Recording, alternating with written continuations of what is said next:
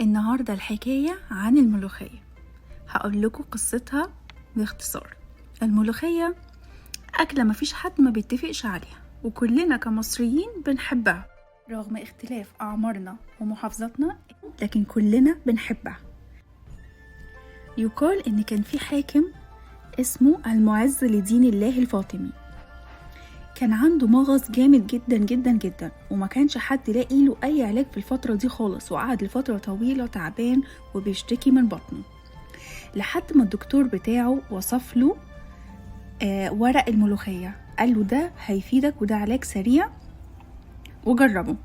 وفعلا كان ده السبب في ان هو وقتها خف، ومن بعدها قرر ان مفيش حد ابدا هياكل منها غيره، وعلشان كده سماها ملوكية، اللي هي أكلة الملوك وبس، مش عامة الشعب هما اللي هياكلوها.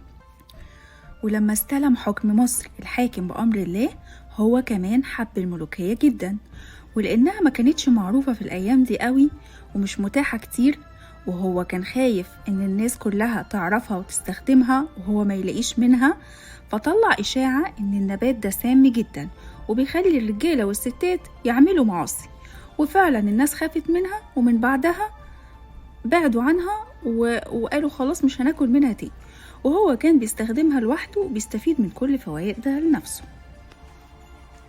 وفضلت الملوكية أكلة الملوك بس لحد ما سمح خليفته بتناولها، وكانت في طائفة اسمها دروز كان ليهم رأي تاني، وكان ليهم ولاء كبير جدا للحاكم بأمر الله، ففضلوا مانعين ان هم ياكلوها، وقرروا ان هم مش هياكلوها، ولحد دلوقتي هم فاكرين ان هي محرمة عليهم.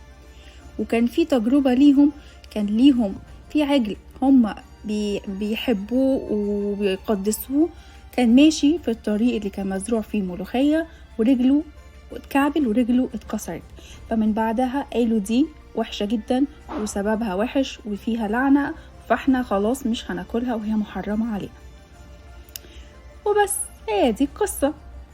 وفي أقاويل كتير وفي حواديت كتير وفي حكايات كتير عن قصة الملوخية، بس برضو احنا بنحبها، وهي الحمد لله انها وصلت لنا والناس كلها حبتها وبقينا عارفينها، لانها أكلة ما يتشبعش منها. استنوني في قصة جديدة وحدوتة جديدة لأكلة جديدة. باي.